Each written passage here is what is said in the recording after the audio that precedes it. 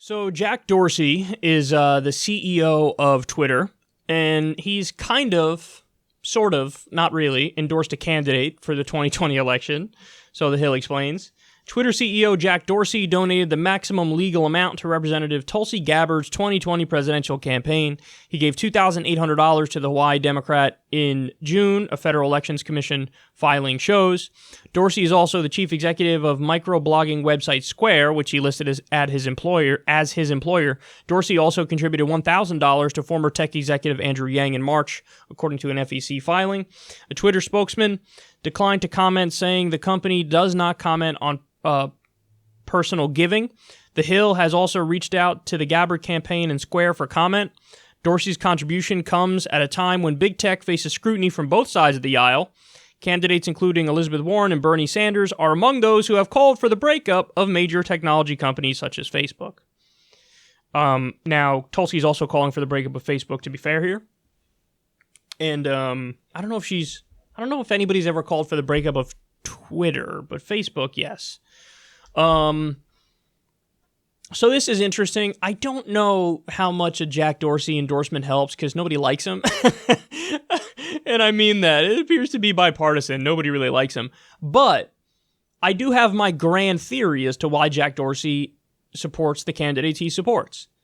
And it should be pretty obvious. Most of you are probably already thinking it. Joe Rogan. So Jack Dorsey's been on Joe Rogan's podcast a couple of times. I think Jack Dorsey likes Joe Rogan, and he likes his podcast. And Joe Rogan had on Tulsi Gabbard, and Joe Rogan had on Andrew Yang, and those are the candidates that got that long-form interview, and they both come across very well in that format. And so Jack Dorsey probably watched both of those podcasts, and he said, I like Andrew Yang, and I like Tulsi Gabbard. So, I mean, I am happy that he's supporting one of them as opposed to, Joe Biden or somebody like that. That would be frustrating. So good for Jack Dorsey. But at the same time, again, I don't know how much this helps Tulsi or Yang because nobody likes Jack Dorsey. So it's almost one of those endorsements that if you got it, you probably would want to keep it on the low. But maybe I'm wrong about that. I don't know. And I was reading some of the replies on Twitter to the article that was tweeted about this, and it wasn't pretty. There's a lot of really shitty arguments that are made against Tulsi that are just like unbearable. People like, I bet Russia would like this.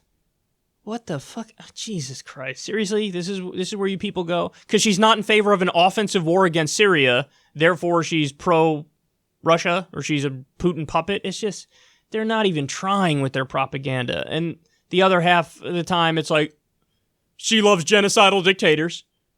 Wow, do you really think you're making a point here? You think she's really pro-genocide?